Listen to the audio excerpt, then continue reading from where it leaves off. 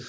Well, do you feel like we got far enough on number three? I think I think we worked out the theory, and but we didn't kind of do the last bit about computing the output. Do you feel like you got that part under control and you're ready to move on, or did you want to wrap that one up? Let's wrap that one up if it's easy. Yeah, I don't If think not, it'll be let's too save it bad. for the end. Yeah, I mean it's easy enough. I mean it's even easier if we take the shortcut and like use MATLAB or Python or something um, to do the sort of matrix multiplication for us. But we can work it by hand also if we really want to. Um, Yeah, because I won't be using any yeah. Okay. MATLAB. Sure. Okay. So I'm pulling up. Let me just pull up here. So here I'll put it back on the whiteboard, I guess. And like before, I'll make a board two because board one always downloads funny if we download it later. So here's the problem. So if you remember, we're making an MLP for, well, an MLP for regression, whatever that means. But it's got three inputs, two hidden layers, and two outputs. Activation is ReLU. So we write the equations for the forward pass, which I think we did do. Yeah, so let's see. Yeah, so let me also paste in from our last set of whiteboards the equations. Um, just for reference, I guess we don't need the diagram again, but Mm, I'll pull in what we wrote for the equations. Okay. All right. So here's what we wrote there. Okay. So I guess we've got to, yeah, generate random weights and biases. Actually, maybe I will paste in the network just so we can visualize it. And actually, yeah, I'll grab this other bit from the old whiteboard too. Okay.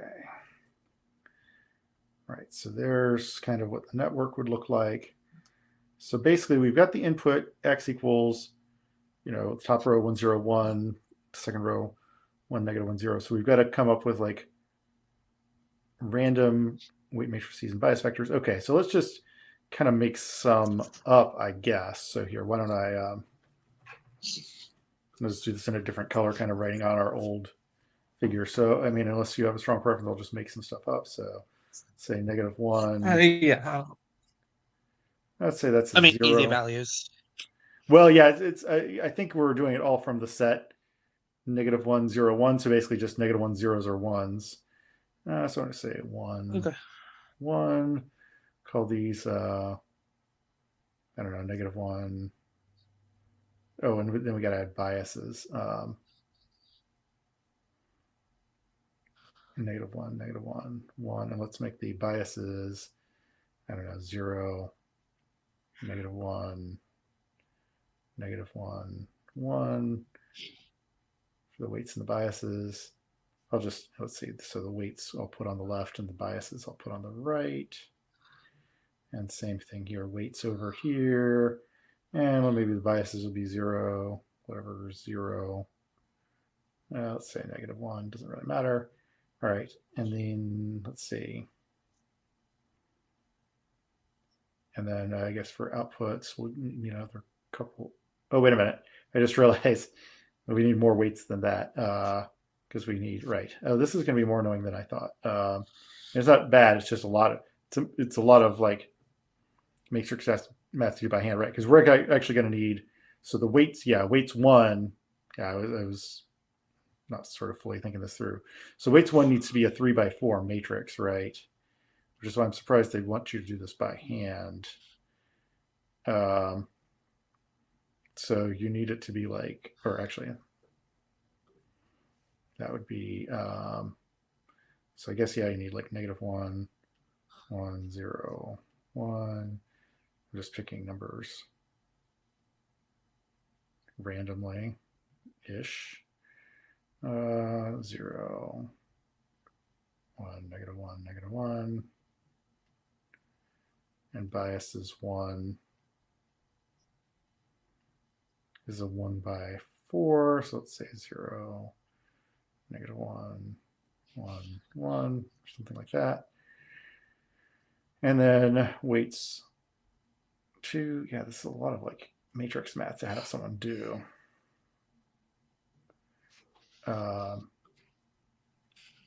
So weights 2 equals, all right, so that's a 4 by 3. So let's say 1, -1, -1, -1, 0, 1. Now we just do one, it's all ones, 0, -1, 0, or something like that. And then the biases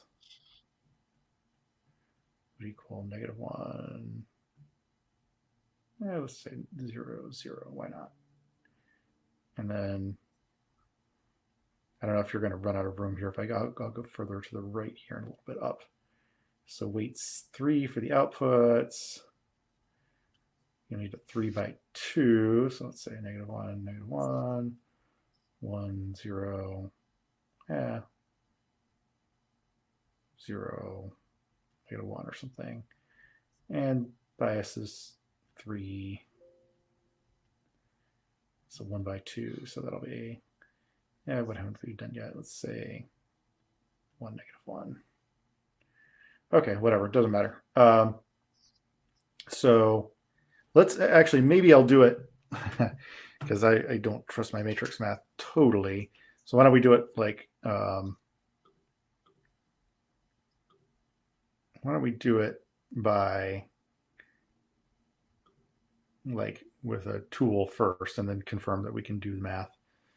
How are you with like matrix multiplication? Does that, you remember how that works or not really? Yes and no. Okay. But you know what? I actually do you mind if we work on another one? Sure, that's fine. Whatever I you don't know want. how Yeah. long this is gonna take. Well, I mean, yeah, if we do it like here, maybe if you want to take like just 1 second, we can, here, let me share my screen. I Sure. mean, basically it's just like multiplying out the matrices. So maybe here, I'll share my screen and like, just to do it quickly. So there, let's say X is equal to, just to give you an idea of how it would go. And then it's a matter of like doing the matrix math by hand. So 1, 0, 1, and then 1, -1, 0. And then we just got to put in all this stuff. So weights 1 equals -1, 1, 1, 0, 1, 0, -1, 1, 0, 0, 1, -1, -1. I think that's right. -1, 1, 0, 1, 0, -1, 1, 0, 0, 1, -1, -1. Okay, and then biases 1 equals 0, -1, 1, 1. And then weights 2 is equal to 1, 0, -1, -1, -1, 0, 1, 1, 1, 0, -1, 0, 1, -1. Okay, that looks good. And then biases 2 is equal to -1, 0, 0. And then lastly, weights 3 is equal to -1, -1, 1, 0, 0, -1. Okay. And then biases 3 equals 1, -1. So in theory, if we just follow the equations that we marked out here, so we'll say like H1 equals, oh, okay. So H1 is equal to, well, first we got to do X times W1 plus B1. And that's for, oh, let's see. Actually, let's do it. I realize, let's do like split the X's into X1 and X2. So X1 equals X. Let's see. That'd be X is what? So we want the first X. So that would be, and let's do X2. So let's do these separate. Okay, so if we do this with x1 first, so there's our h1, maybe call this like h1, 1, okay. And then you would, so then each of those, so with a ReLU, everything less than 0 is equal to 0. So you'd say like h1, 1, h1, 1 less than 0 equals 0, right? And then you do like h2 for x1 equals h1, 1 times weights 2 plus biases 2. And actually, so that means the h2 1 is going to equal 0, 0, 0 in this case, because they'll get zeroed out. Oops. So that's that. And then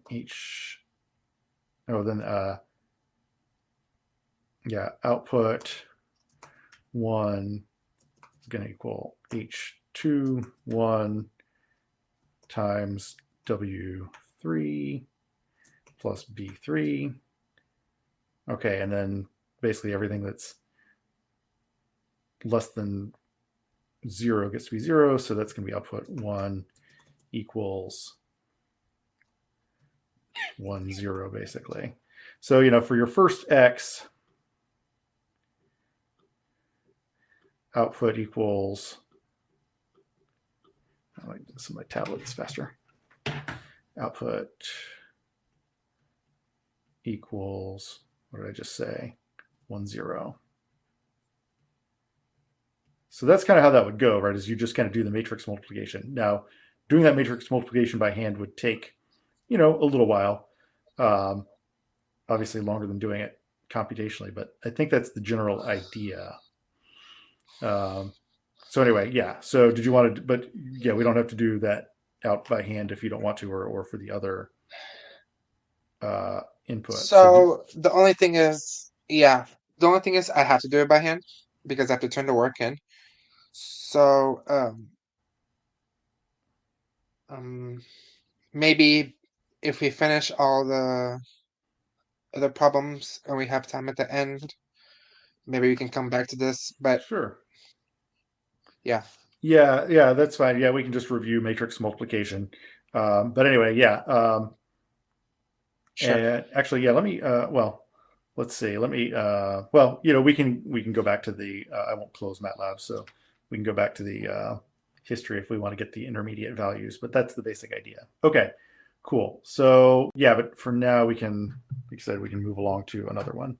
But that's the basic idea, that it's just, the matrix multiplication takes a while. Okay, cool.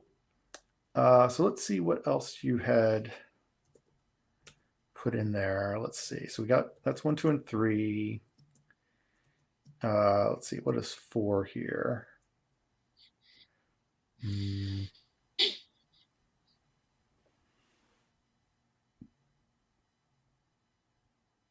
Okay. Just looking at 4.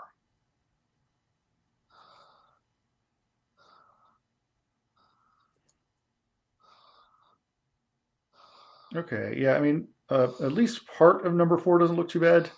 The partial derivative, I'd have to think about a little bit maybe, but we could, yeah, unless you have a preference, we can just go on to number 4. Yeah, kind of forgot what number 4 is, but yeah. I think this is number 4 anyway. That's the one I have labeled as number 4. I'll put that on board 3 if you can see that okay. Does that work out? All right. So we've got another kind of simple neural network, single hidden layer. So again, a multi-layer perceptron. So 3 inputs, 2 hidden units, 1 output, no bias terms, so that's easier.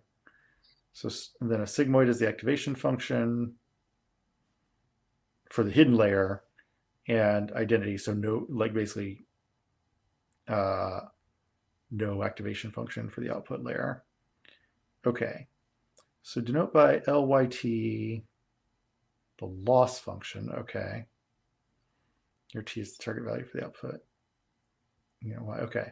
So denote by W and V weight matrices connecting input and hidden layer. Or okay, yeah. So the weight matrices are W and V. So mapping Y as a function of X. So that part is not too bad. Well, so basically, let me actually just pull up my notes from the other day just as a helper. But okay, yeah. So basically, it's going to be for each layer, it's going to be X times your weights, and it would normally be plus your biases, but we're ignoring the biases, and then pass that through your activation function, right? So what they'd be saying is that, so let's say like, what notation did they use? So they used, okay, so I think we said like, all right, the output of like the hidden layer, right, would be the activation function. So that's your sigmoid function, which we could like, I mean, they had defined the sigmoid function, but I think we can just use this notation here without spelling it out. So it's going to be your sigmoid of, that would be your X matrix times your weights. So that's just X times W, right? And yeah, that should be all goes into that, right? And then your output, oh, I guess they called the hidden layer lowercase h, so I guess I'll follow along just to keep that consistent. Okay, so the output of our hidden layer is sigma of X times W, right? And so then our Y activation would be, it's got an identity output layer, so no output or no activation function. And that would just be hidden times V, right, which are weight matrices between the hidden and the output. And then, if we wanted to find what H is, that's, sigma of X times W times, let's see, I think that would be a dot product. Let's just write it without dot just to make it. Okay. All right. So basically, I think it would be write out symbolically the mapping Y as a function of X using sigma W and V, unless I'm missing something. Does that kind of make sense symbolically? Makes sense, but yeah. Yeah. Okay. Yeah, and then what's a little bit trickier, let's see, is the loss function, right? Because if you're supposed to compute that symbolically, that's where it's like, okay, my calculus is a little rusty. But basically, so I mean, I think this is like, the one that you would get. Like, I think this is, this is that. But then if we want to do the derivatives, Okay. I think we got to go a little bit further and write out what sigma is, right? So that's equal to, so the sigma function would be 1 over 1 plus e to the negative x w. Let me think about this. Yeah, 1 over 1 plus e to the negative xw.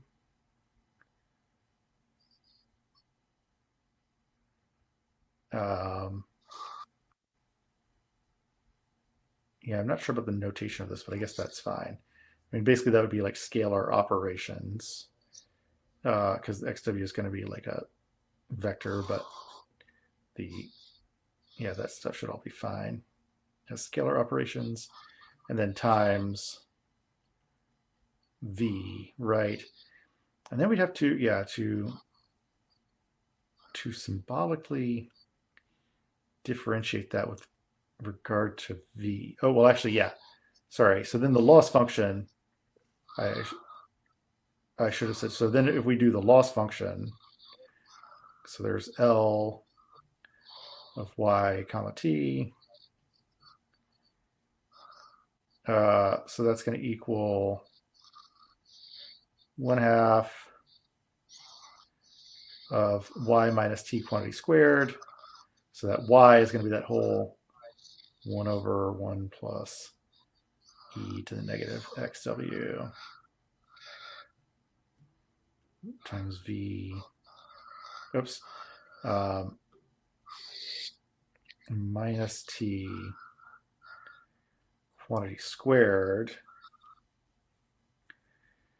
I think that's right. Yeah, and then you'd have to differentiate L with respect to V. And that's where it gets a little bit tricky. Let's see. Yeah, I mean, that's going to get a little gross to multiply out. They really don't like to make it easy. I mean, so I guess you could FOIL that out. So you could say L equals 1/2 times 1/. Let me think about this. Yeah, so the 1 squared is 1. So 1 plus e to the negative xw squared. Let's see. V squared. Actually, that's going to get a little bit weird. Oh yeah, so that's right. That's not going to work because that's going to be, yeah, we'd have to do that as a matrix multiplication. So yeah, those are vectors, not scalars. So yeah, that's going to get weird, honestly.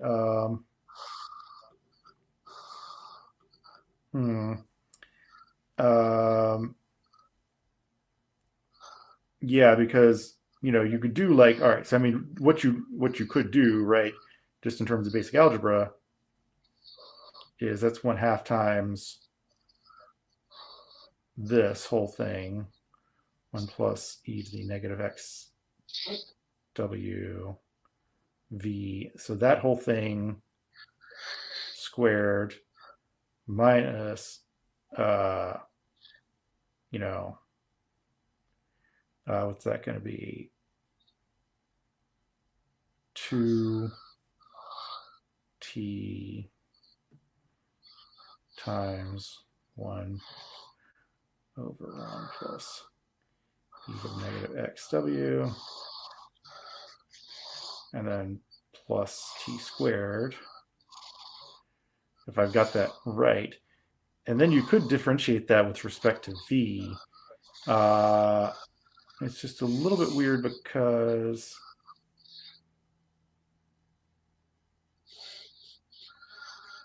I'd have to go back a little bit to see how we did like differentiate V, which is a weight matrix. How we differentiate with respect to that.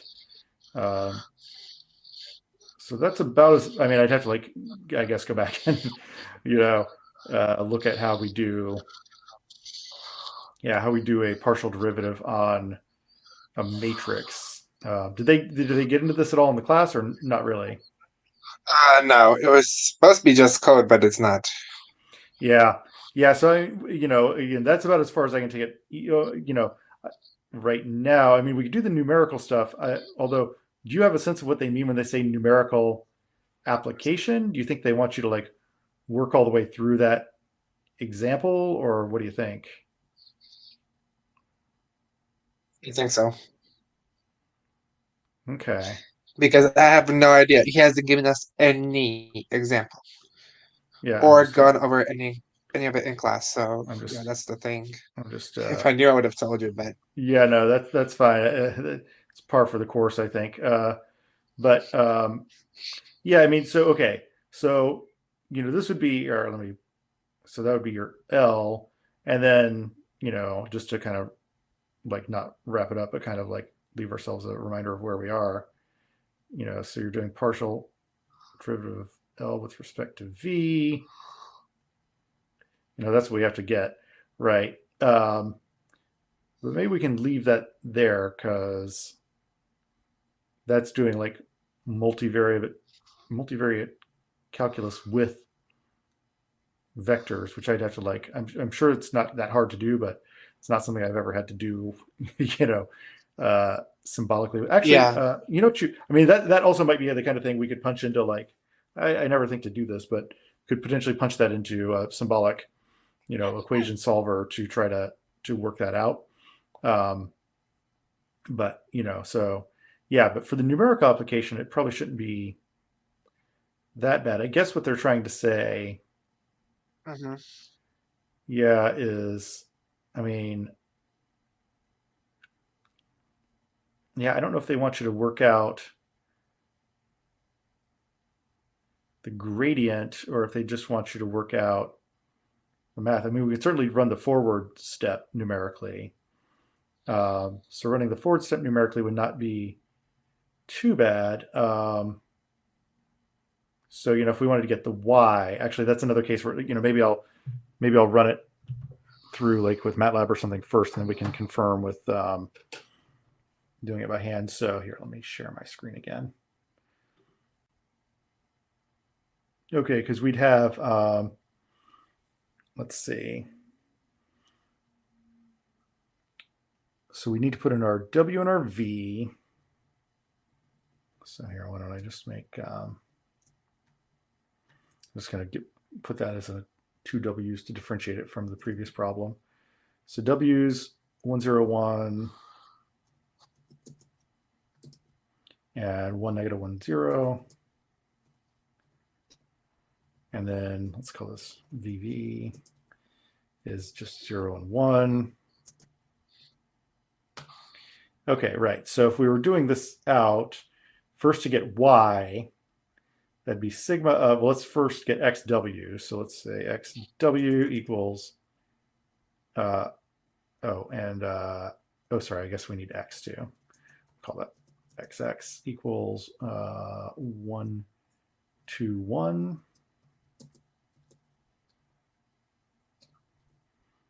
Okay, and so then XW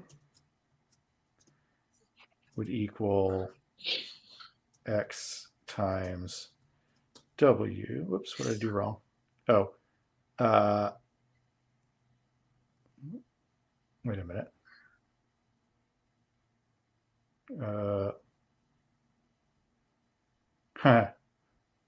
I just realized X is 1 by 3. Yeah, that should really be, they should really have written W as the transpose of that. So really W should be, because let me think about this. Yeah, because X is 3 inputs. So W should be really written as the transpose of that. 1, 0, 1, 1, negative 1, 0. Should be that. So yeah, because otherwise matrix math doesn't work.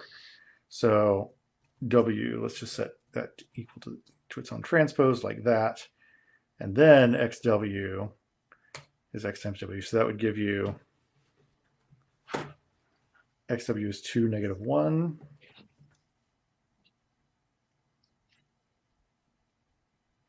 And that's, let's see, yeah, that's a row, as it should be. And then V, similarly, should really be a column vector. which would then make, well, actually, okay. And then what we're going to need to do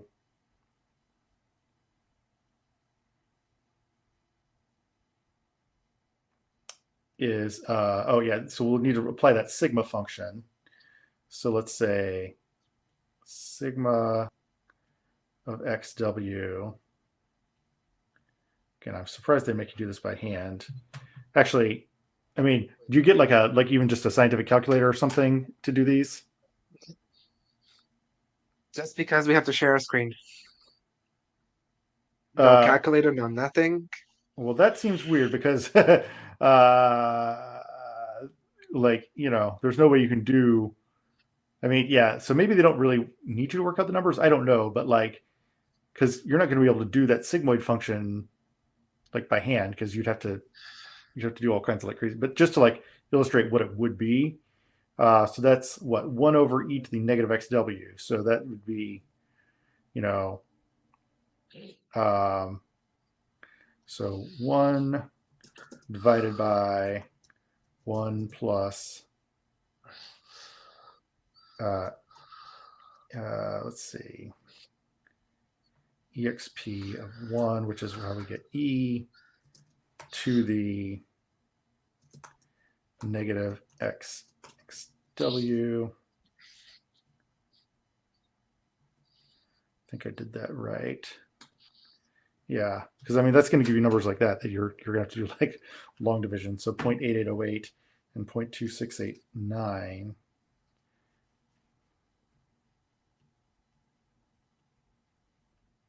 And God knows how many decimal places. I mean, infinite, I guess. 0.2689.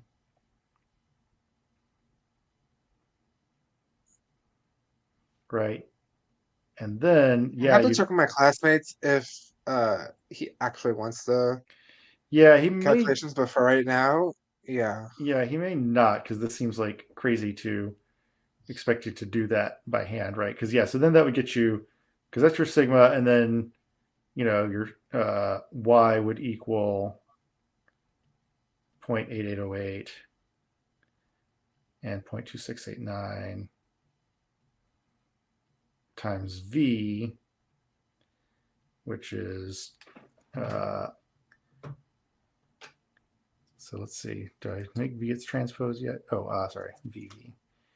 Oh yeah, so let's set vv equal to its transpose. So that would be, oh, and then what did I do here? So that, let's call that sigma xw.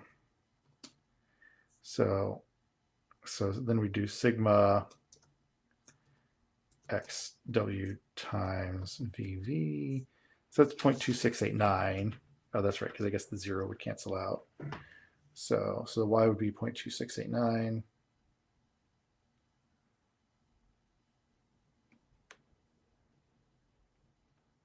And then, your loss function is, so loss is going to be 1/2 y minus t squared.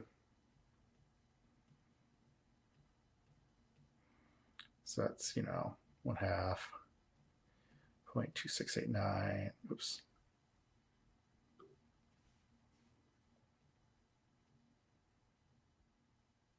What did I say? Minus t, which is 1 squared. So, that would work out to, oops. So that thing minus 1 squared and then half of it. So let's say that's y equals that. And so we're doing 0.5 times y minus 1 squared. So 0.2672, I think, if that's all done correctly. But yeah, I mean, there's no, like, if you're not doing it symbolically, if you're working out the numbers, I don't see how you do that by hand. Yeah. You'd be calculating e to the whatever power by hand, which is kind of crazy. So with like a scientific calculator, yeah, you could do it. Like, but or just a 4-function calculator. I guess you could do it if you knew the value of E. But yeah, a little bit weird to ask you to calculate that. So I'm not sure what they mean by, but I don't know what else they mean by numerical application. Yeah, I know. Okay. I All don't right. think you. I don't know. Yeah. 'Cause- I mean, yeah, I don't know if it's the kind of thing Okay, where they just yeah. expect you to get as far as you can and they don't expect you to do it all or what. But yeah. That's a derivative, right? Or Yeah. there's just the L function. Well, that's just the L. Yeah, that's just the L function worked numerically. Yeah, I mean, the derivative, I guess you need to, if you're doing it numerically, I guess you just, again, I'd have to think about how you do it. I think I would probably just, well, yeah, I guess I'd probably have to like work the partial derivative symbolically and then plug the values in. So, like we said, if we Right. have time, maybe we can work out what that partial derivative would be. But it's Okay. Yeah, at the end tricky. maybe. Yeah. Okay. All right. So that's most of the way through that one, sort of, if we are interpreting it right. Sounds good. Okay. Yeah. All right. Want to move on for now? Yes. All right. Let's see what else there was. Oh, here, let me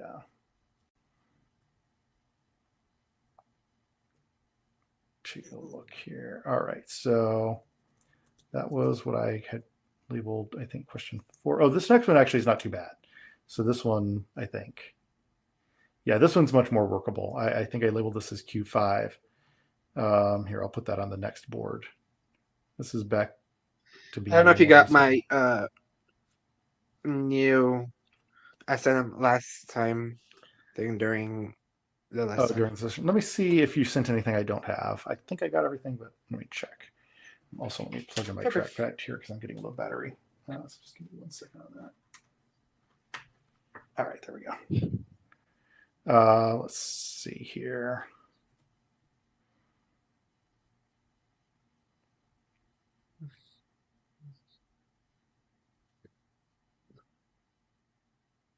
Okay, I got those two. Got that one. That's the one we just did. That's the one we just did. Oh, this one I don't know if I had. Assume we have the following CNN classifier. I might not have gotten that one. Let me see. Oh yeah, I think that's one that I didn't get yet. And let's see, that's the one we're about to do.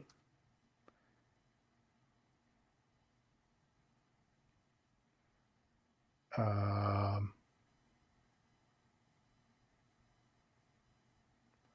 I think I actually draw the diagram of an RNN for regression. I think I didn't get that one either. Okay, so yeah, so that's another one I didn't get yet.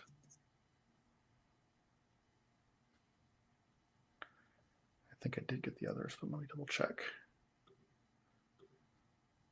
Okay, RNN for regression. Okay, that's the one about the flops, which we definitely have. And oh, right, and the thing about additive attention, I think I have. Yeah, okay, yeah. So there were a couple that I hadn't had before. Okay, but yeah, all right. So I think I've got those now.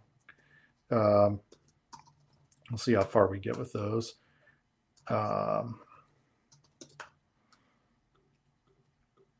Okay, so in the meantime, all right. So back on board 4, I guess. Did you want to go ahead with this next one, which doesn't look too bad? Oh yeah. Okay. So let's see here. Okay, so we have an input image whose shape is 3 by 224 by 224. So that's like an RGB image. It's 224 by 224 pixels. So that's not too bad. Okay, so the first convolutional layer has a stride of 2, kernel size of 2. Whoops. Input padding of 0 and 64 or 16 output channels. Okay. All All right, so we should be able to work that out. All right, so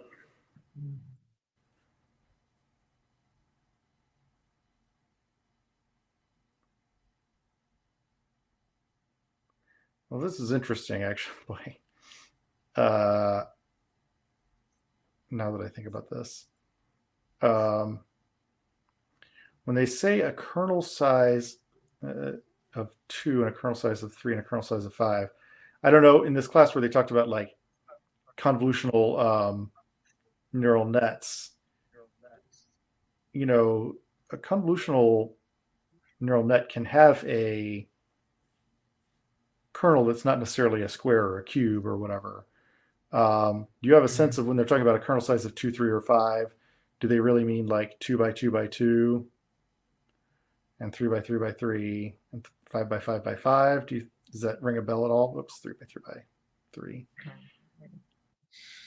I have no idea, Okay. unfortunately.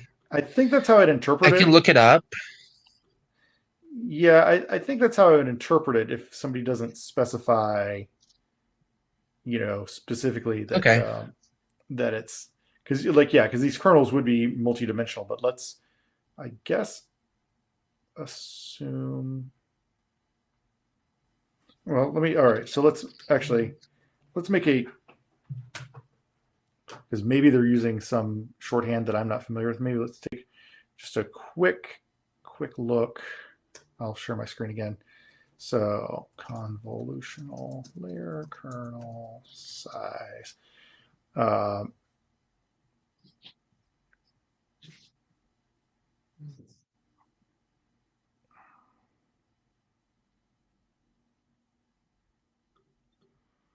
So I'm just looking to see if there's like some agreement Sure.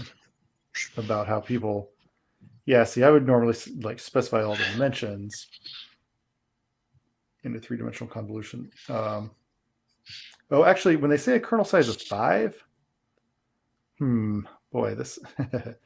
Actually, thinking about this, yeah, because you can't really have a kernel size of like 5 by 5 by 5. So I wonder if they. Yeah, the question is how you, I guess, interpret that third dimension.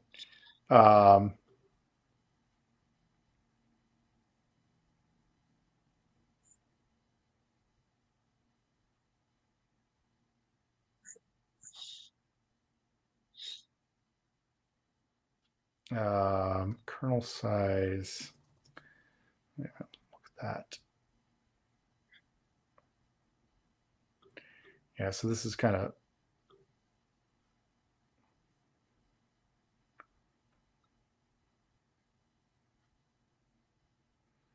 Yeah, so you could apply the same filter to each channel individually.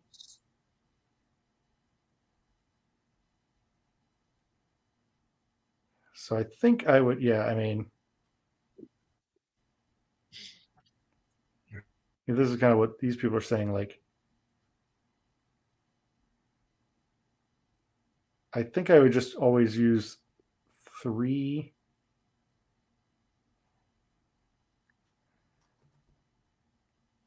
as the third dimension, but again, that's poorly specified.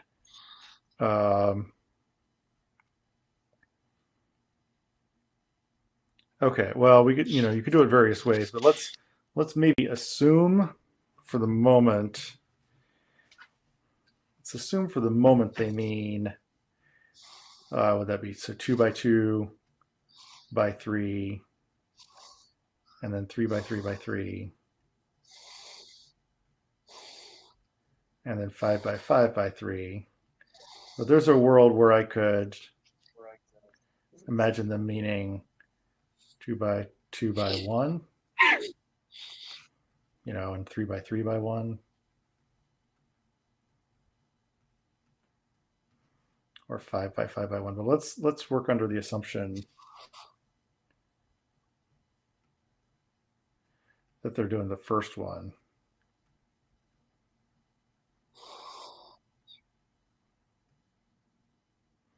Okay, So if we're assuming that, all right. So basically, oh, sorry. That's the other thing is they've done this oddly. So actually, that's my bad. Let me actually just rewrite these real quick. They put their channels first. Oh, you still there? Did I lose you?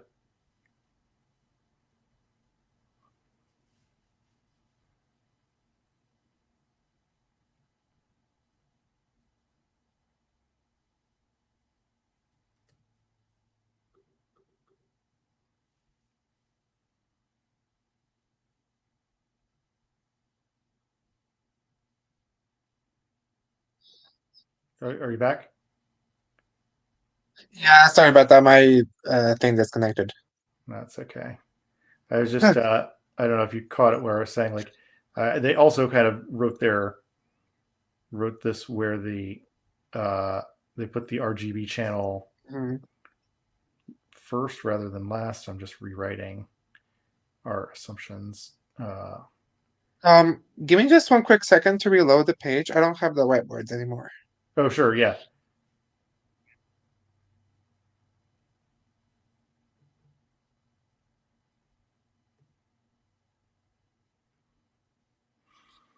Let's see. Okay, yeah. Okay, everything back? Yeah. Okay, cool. All right. So if we're working through A here, I'll lose ABC. Okay, so we're working through A here. So so if the input padding is 0, so if the input padding is 0, all right. So let's say we're working with a 3x2x2. So if your input padding is 0, that means you're going to lose 1 pixel around every side. So that's going to mean let's say that's a 3x2 filter or 3x2x2 filter, and your 3x224 by 224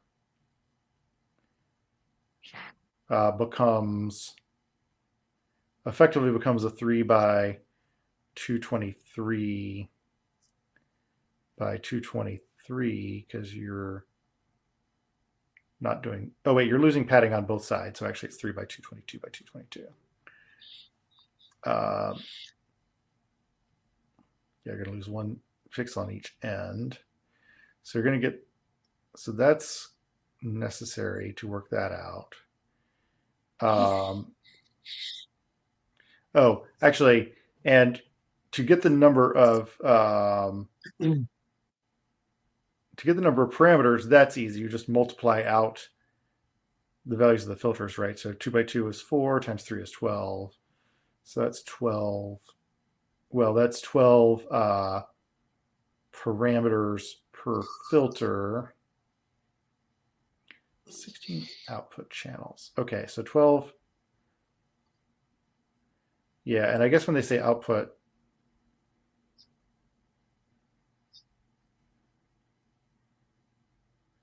so I guess I'm assuming that means when they say output channels, I'm assuming that means they have 16 filters. So that's times 16 filters.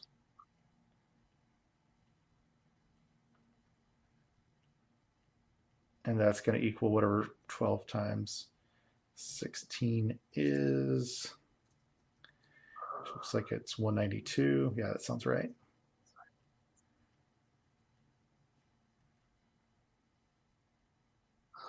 And the way they're talking about this gives me increased confidence that that is what they're talking about for the filter size. Okay.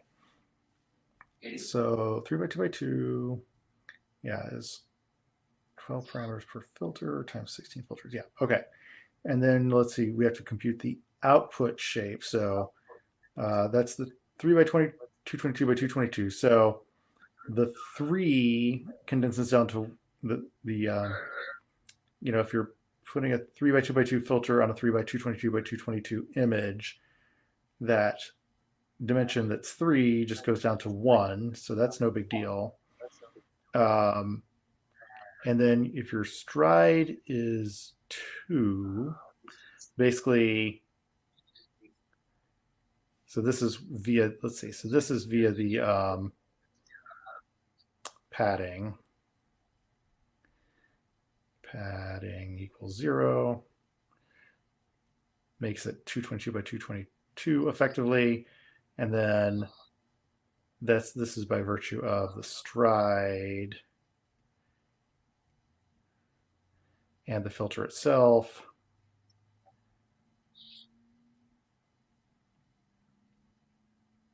Filter is going to lead to it being 1. So if the stride is 2, you kind of do every other set of pixels. So that would be 1 by 111 by 111. But then you're going to have 16 output channels. So that's going to be like output channels. So that's going to make that dimension that's 1 a 16. So I think you're going to end up with, did I do this all right? So it's a stride of 2. We got that taken into account. Kernel size of 2. We got that taken into account. Input padding of 0. We got that taken into account. 16 output channels. Yeah. So 16 by 111 by 111.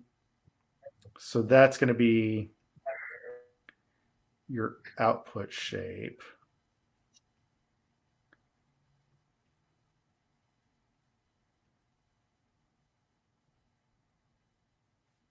I don't know if that process makes sense to you or if you want to talk through it at all.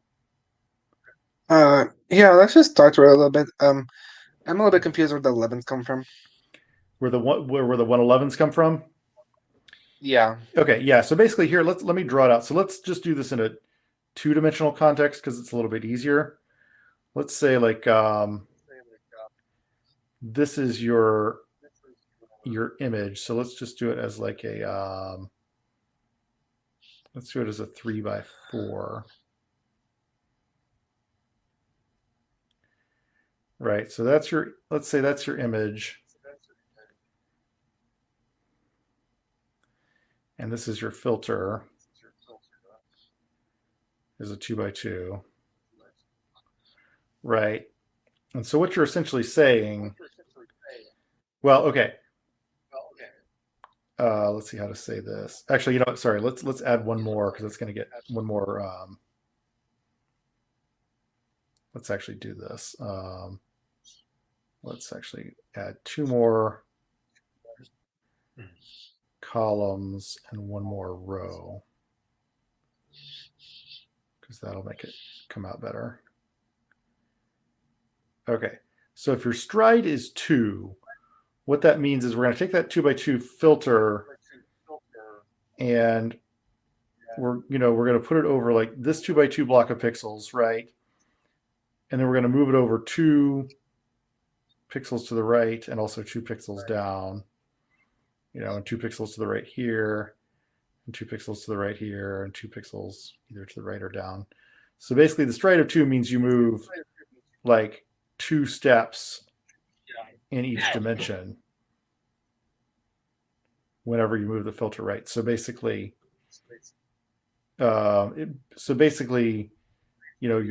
your 6 by 4 becomes a 3 by 2 in terms of outputs. Again, I don't know how much you actually have talked about convolutional neural networks and convolutional layers in this class, so I don't know if I'm just speaking gibberish to you or not.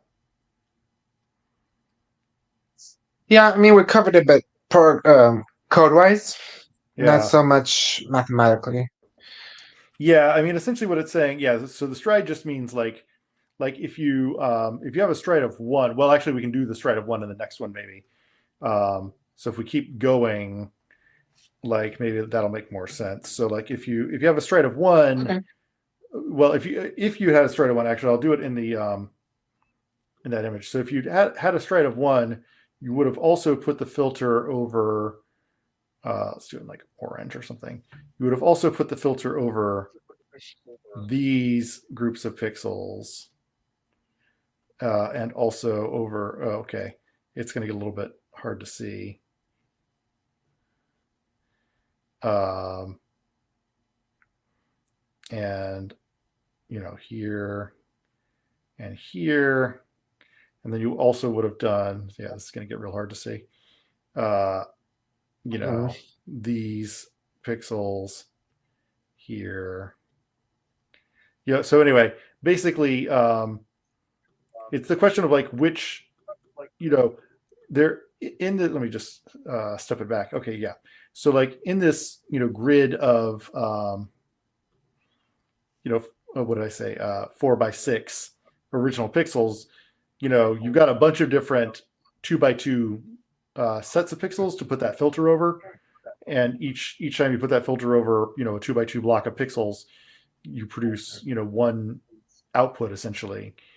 And so the question is like, basically, do you move that filter 1 pixel at a time, or 2 pixels at a time, or 3 pixels at a time, or whatever, every time you move that filter over the image? So like in B, if we have what do we say, a 3x3x3 filter. Sorry about that. Give me just 1 second. Yep. Sure. There we go. Okay. So that's going to be 27 params per filter. This part's pretty easy because you just multiply them per filter. And that, we multiply that by 32 filters, or 32 output channels.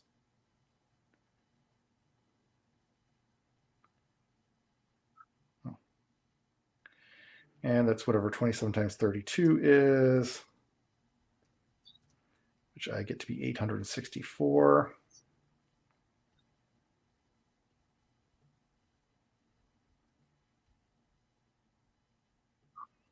Okay, so there's that.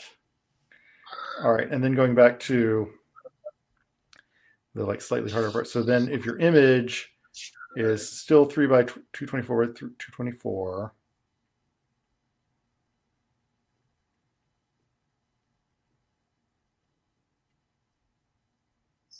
so that's your image.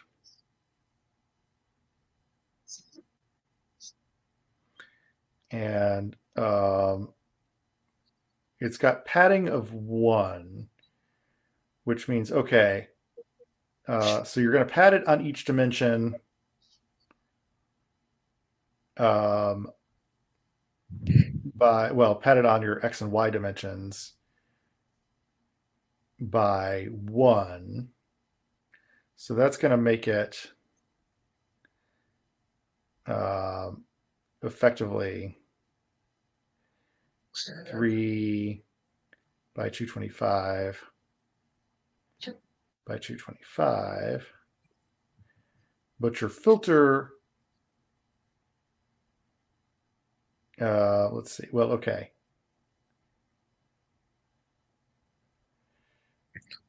Yeah, let me think about how to say this. Okay, so yeah, so that's, oh, wait a minute. You know what, I did this again. It's not 325 by 225, it's 226 by 226, because you pad in on the left and the right. So 226 by 226. Okay. And then, oh, okay, right. And then we have a stride of 1.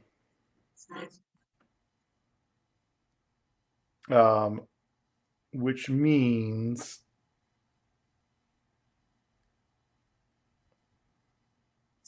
all right, that yeah, I probably could have said this a better way. Yeah, so well, okay. So if you're here, let's so this is your image. When you pad, you kind of add a layer of pixels, kind of above and to the left, right? So then when you put your filter on it, Or here, let me actually draw some of these pixels in.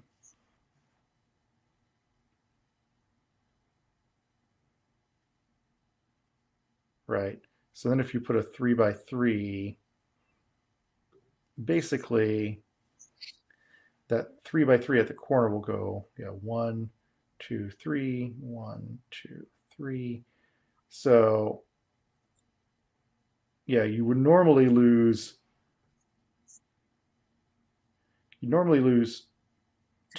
pixels from your filter because it's a 3x3, so you'd lose 1 less than that. But since you've got padding of 1, yeah, you'd lose just 1 pixel. Is that right? Yeah, you'd lose just 1. Yeah, you'd lose 1 pixel. Well, you'd lose 1 pixel net. So basically, or 1 pixel net in each dimension. So, or sorry, on each side, I guess, and in each dimension. So anyway, I'm not saying this very well, but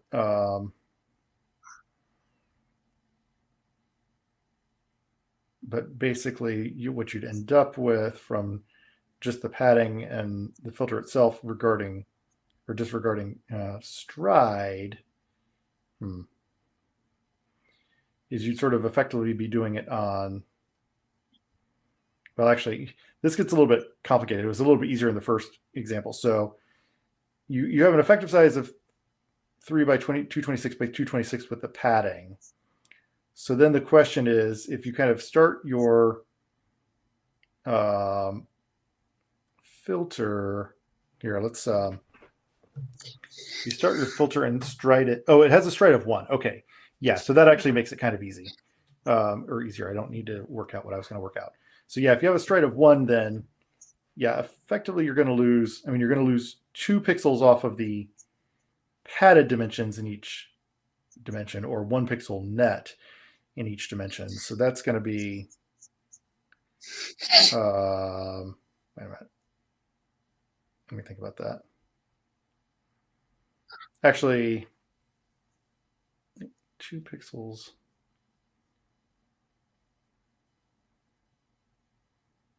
Yeah, so that's going to be 3 by 222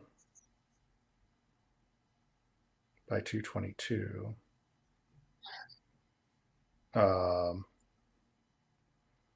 That's with the stride and the filter. With the stride's just 1, so you're not like cutting in half or anything.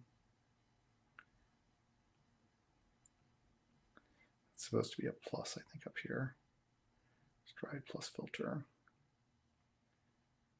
Right, so when you filter, yeah, you lose 2 pixels off of each end. So yes, that's like losing a net of 1 pixel off each end. So that looks like that should be right. Right, so then, oh, sorry. I got the one place I didn't get right is that should then be a 1 though, because you're condensing down to 1 pixel in the channel dimension. And then from there, you have your output channels.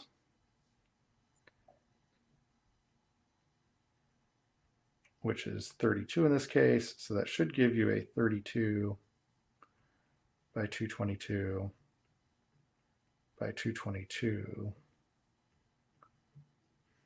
output shape.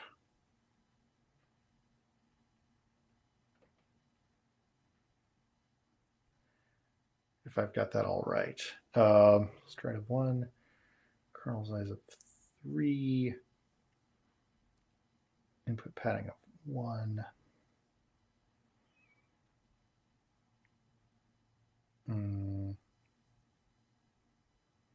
Right, because you normally with no padding you'd lose 2 off each end. With padding you're only losing 1 off of each end. So yeah, that's 222 by 222, and then 32 output channels. Yeah, that all should check out. Again, I don't know exactly how much sense that makes based on how they've talked about this stuff. Does that make any sense at all, or is it still kind of confusing, or what do you think? Yeah, sort of. Okay. At least I Yeah. have the Yeah, I mean, what's they it might have called? given you, I don't know if they gave you like Coordinate. formulas for these in your notes, because you could like express this mathematically. I'm just kind of doing it from like just reasoning it out. Okay. But they may have given you formulas, because basically it works out to like, so like, what would it be if you wanted to work it out? It would be like, so let's say 224. Let's call like x equals 224. It would be x minus, well, let's see, what would it be? It would be effectively like x minus, I have to work out if this is exactly what works. It gets a little trickier if it doesn't divide evenly by the stride, but let's not worry about this right now. So it would be x minus, minus 2 times kernel size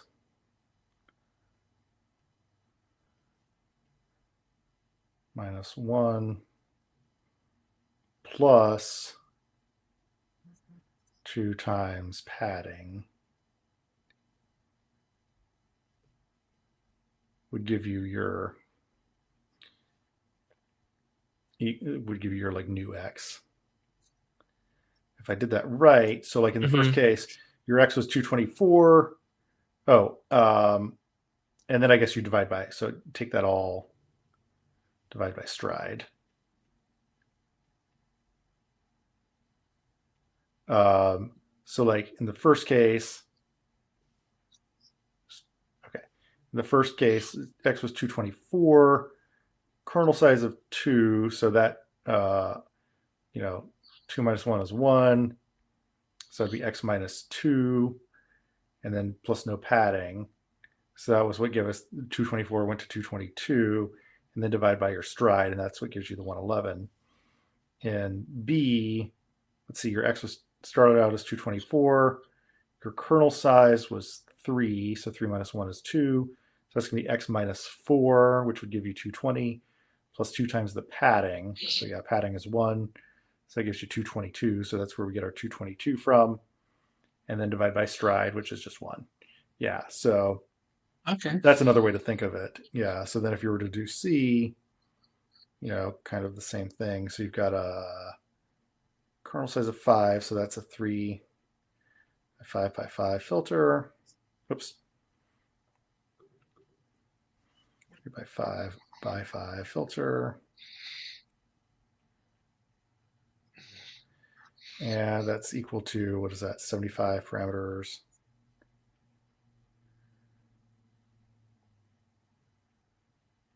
Per filter. Times 64 filters.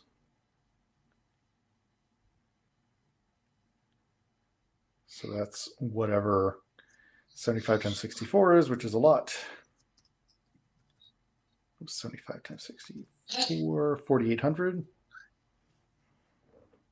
I think. Yeah, that checks out. And then for your other stuff, so you start out 3 by 224 by 224. You pad 2. So that kind of, adds 2 in each, 4 in each direction, or sorry, no, 2 in each direction, so 4 total. So that'd be, sort of like you're starting up by 3 by 228 by 228. And then, but you'd be losing, because the kernel size is 5, you'd be losing 4 in each direction, or on each end rather. So that'd be, I think, 3 by 220 by 220.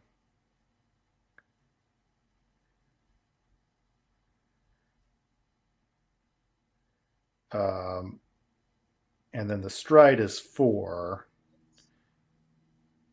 So actually,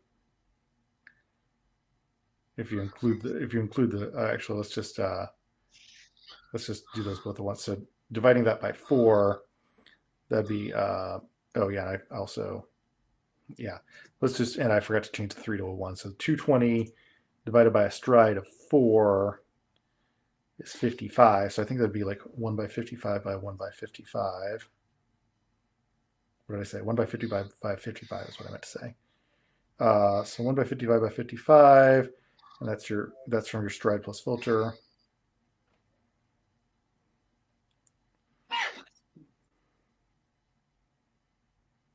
And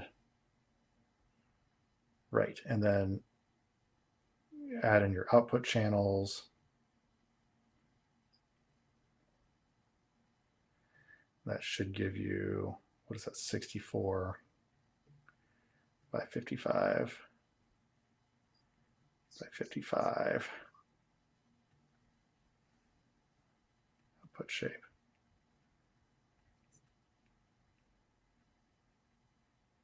I think that works out. I'm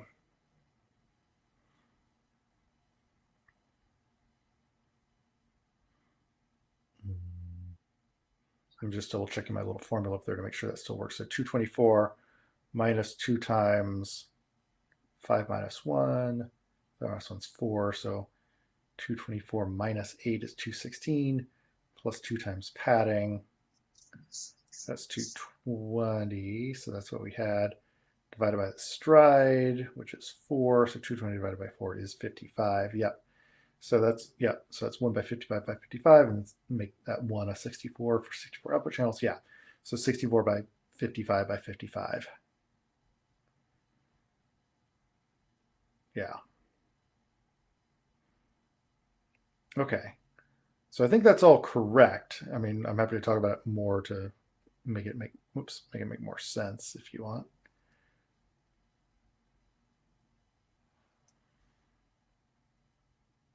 You still there? Did I lose you?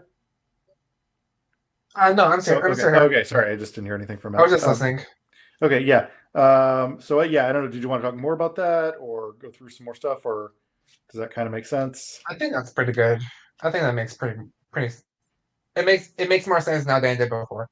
Okay. Yeah. All right. Okay. That one at least. I mean, yeah, the initial stuff about interpreting what they mean by kernel size was a little tricky, but yeah, I think we can pretty much. I'm going to just kind of like X this out. So I'm pretty sure that that we and make it clear that what we're that the kernel size of 2 is referring to that. Okay, yeah. All right, sounds good. Let's see. So I think we had booked 90 minutes. So yeah, we've got about 15. I don't have to go like right away at the 90-minute mark. We've got about 15 minutes plus a little bit.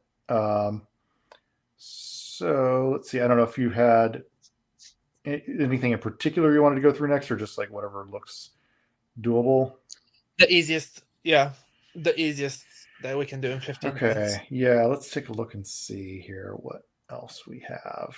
So we went to 2 or 3 problems today. Well, we kind of finished up 1 from last time, and then 2 more or less entirely, except for like getting that partial derivative. Yeah. Okay. Before I forget, since you have to leave so quick, when's your next availability? I've got a fair bit of. Well, let's see. I need to check on. I've got a guy who I meet with most weekends, but I haven't confirmed his hours yet. I assume he'll want to meet Saturday and Sunday, which means Sunday will be. Well, Sunday won't be horribly busy. Tomorrow is pretty open except for him, so I've got time tomorrow. Okay. Should have time Sunday morning if it's like around 9 a.m. Pacific. because I definitely won't meet with What him. time do you have for tomorrow? Tomorrow I should be good. Let me see what time I usually meet with that other guy because he's on a semi-regular schedule, but we've gotten like kind of things. I think we usually meet at 2 Pacific on Saturdays. So yeah, basically before maybe like 1:30 Pacific should be safe. I mean, if we can do 10, that's perfect. Yeah, 10 Pacific tomorrow would be fine. Okay. Yeah.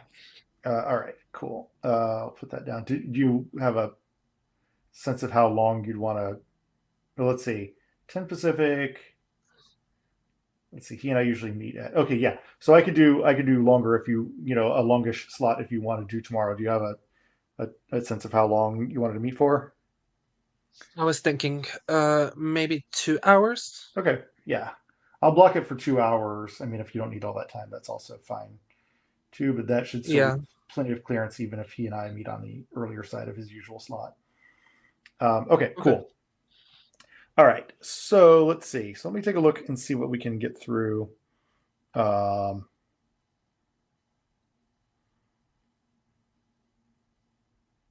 we Okay. maybe do the derivatives or the calculations? Well, yeah, I guess the derivatives. I was going to say that to do that partial derivative, I'd probably have to like look it up, and so I could do that offline. Draw Okay. diagram. I'm just trying to see if there's something else. I mean, some of this stuff gets a little bit, it gets a little bit tricky. I mean, we can certainly go back and do some of the matrix math for that first one, but that might be, that might be a little bit involved. Sure. But we could do some of it. I don't know what's preferable to you. Yeah. Sure. Okay. Let's see. So that was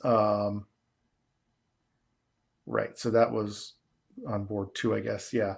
Okay. So I mean, if you want to, well, all right. Let me just to kind of make sure we've got it done. Let me here. I'll share my screen again.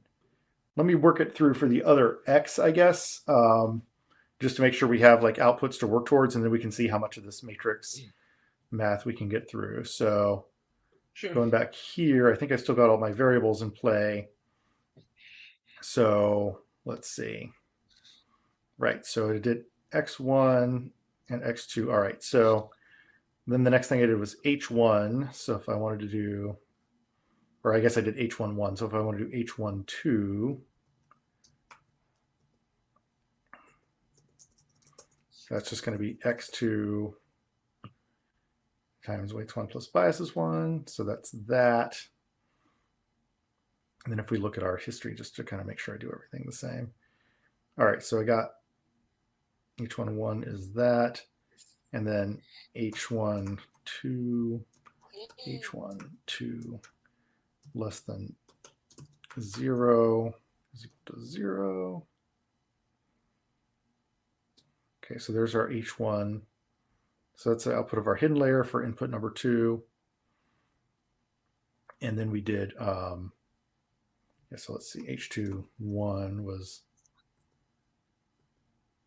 that. So H22 will be H12 times weight 2 plus biases 2. So that's that.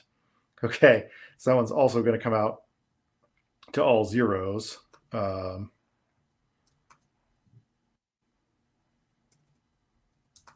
that's going to be like, because these are going to get zeroed out. So actually in this case, from that point forward, so actually, yeah, they're both going to come out the same, I guess, because of the weights and biases we happen to choose.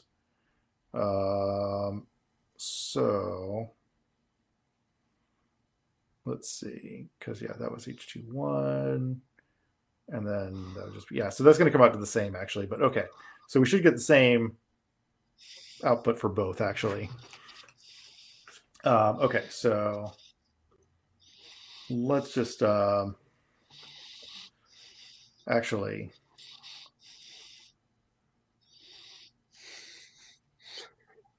okay, so then let's see if we can get some of the matrix math done. So let's just break it into pieces, right? So if we want to do X 1 times W1,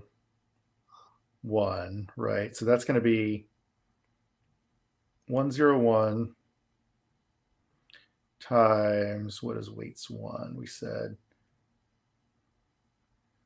1, -1, 101, 0, -1, 1, 0, 0, 1, -1, -1.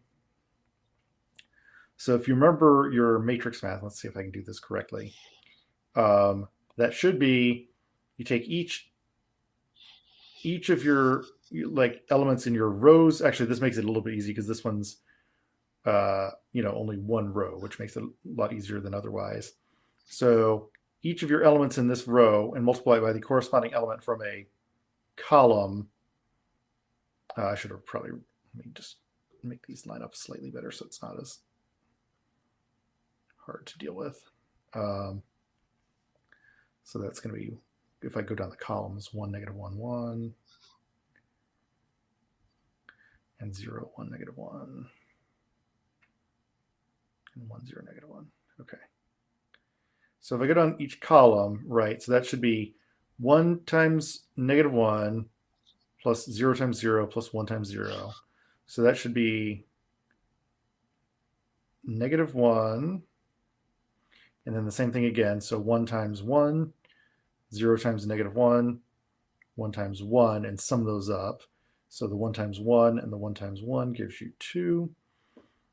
And then for the third column, the 1 times the 0 times the 1 times the -1. So that should just give you a -1 because those both sum to, or both came out to 0.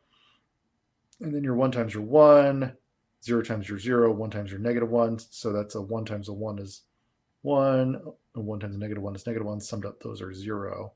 So I think that intermediate step should be -1, 2, -1, 0. Let's see if I got that right. Each one. Oh, wait, sorry. Plus the biases. Sorry, we didn't add the biases back in. So plus the biases. So that's plus B1, which is 0, -1, 1, 1. And that's going to be equal to -1 to a -1 is 1. -1 and 1 is 0. 0 and 1 is 1. So yeah, -1, 1, 0, 1.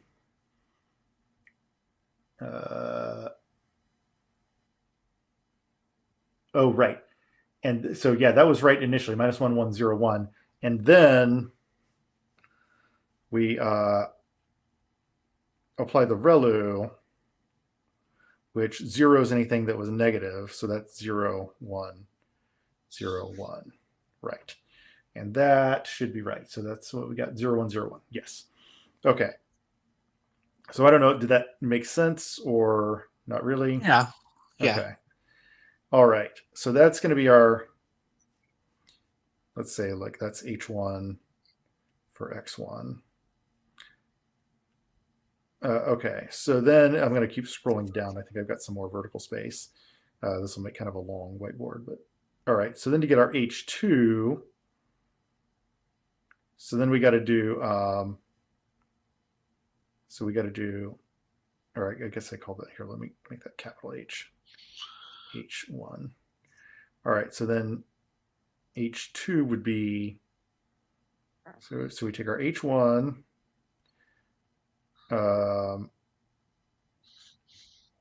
and W2. So that's going to be 0, 1, 0, 1 times, so W2 is, let's see, I'll go down the tops, go down the columns, 1, -1, 1, 0, 1, 0, 0, -1, 1, -1, then -1, 0, 1, 0. Okay, so same matrix math. So let's see. So 0 times the 1 is 0. 1 times the negative 1 is -1. 0 times 1 is 0. 1 times 0 is 0. So I think that's just a -1. 0, -1, 0, 0. Yep. So that's it for that one. Second column, 0 times 0 is 0. 1 times the negative 1 is -1. 0 times 1 is 0. 1 times the negative 1 is -1. So I think that's a -2. Let's see, right? Because that was 0, -1, 0, -1. Yep. So that should be sum of -2. And then the third column, 0, 0, 0, 0, actually. Right? So 0 times -1 is 0. 1 times 0 is 0. 0 times 1 is 0. 1 times 0 is 0. Okay, so that's that. And then plus, I'll do it out to the side. So plus bias 1, or bias 2 rather, which is, we said -1, 0, 0. So that's going to equal -2, -2, 0. But then ReLU that, and the negatives become 0, so that's just going to be 0, 0, 0. Right. Actually, let me need to like cordon off this stuff from. I'm just going to make a little wall of our weights that we chose. Okay. So that again agrees, I think, with what I got. I didn't realize I'm not still showing my MATLAB screen, but yeah, so that agrees with what we got for the output of the second hidden layer. And then to get the output layer, we just do, oh, and this is, so this is like, I should put this as H2 for X1. Okay. And then to get the output, that's going to be, first we need to get H2 times W3. So that would be 0, 0, 0. This one's pretty easy to multiply out. Times -1, 1, 0, -1, 0, -1. Well, that's going to just be 0, 0, 0.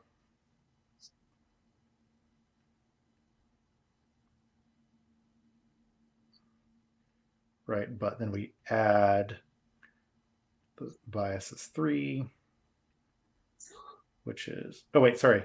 Oh, sorry, it's just 0, 0. Right, because there's only 2 columns for this one.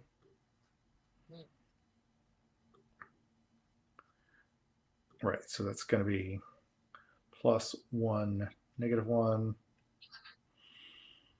And that's going to equal, yeah, it's going to equal 1, -1. And then ReLU, let's see, that one uses an activation function of ReLU also, right? They all, oh no.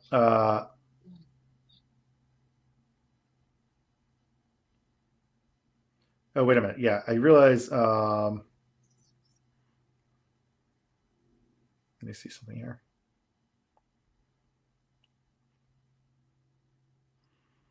H1, 1. Just looking at like, oh, wait a minute.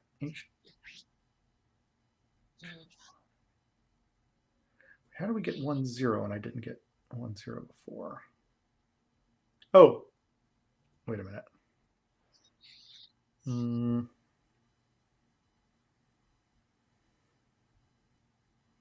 Oh, right. Okay. So I made a mistake because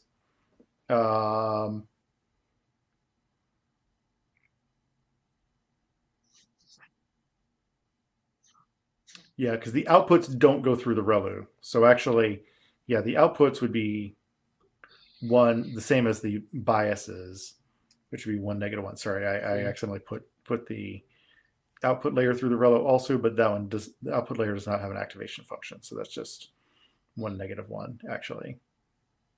So there's okay. I Yeah, mean, so there's- I can use the thing as well. Right. Okay. So- well, I mean, yeah. So so basically, there's no ReLU, right? So the answer is. So I mean that is the answer basically. So output for x1. Okay. Right. Yeah. So that's basically how it, you'd work it is basically do all the matrix multiplication. Now, like we said, after basically the second hidden layer, like down here, you get Mhm. a 0, 0, 0 for the second set of x inputs also. So from there on, it's the same anyway, just because that's kind of how it worked out for the numbers we picked. Okay. But Yeah. So everything should be right now. I just had previously I had not been thinking and passed the output through the ReLU as well, but that's not what we want. Okay, so I mean that's worked for one of the x's. I mean, you do the same thing working it through for the other x. I mean, we can work through that. I'll if see you if we want. can work on it by myself, and if Yeah. I can't, then we can just do it tomorrow. Yeah, we can always work through that more tomorrow. Okay, cool. Anything else you wanted to hit for today, or does that feel like a stopping point to you? That's a good stopping point for right now. All right, cool. Well, it is true that after we get past what we've done today, we get into stuff that I need to do a little bit of research for. So assuming I have time tomorrow, which I think I should, I'll do a little homework, before we meet and sort of bone up on some of the things that I see if I can work some of the math stuff that I don't know as well. So, and hopefully that won't take us too long, but I guess we'll see how it goes. Yeah, sounds good. All right, cool. All right, anything else? That's it for today. All right, Thank cool. you so much. Thank you. Have a good evening, and I'll see you tomorrow at what do we say, 10 a.m. Pacific. 10. Yes. All Thank right. you. Thanks. See you then. Bye. Bye. You too.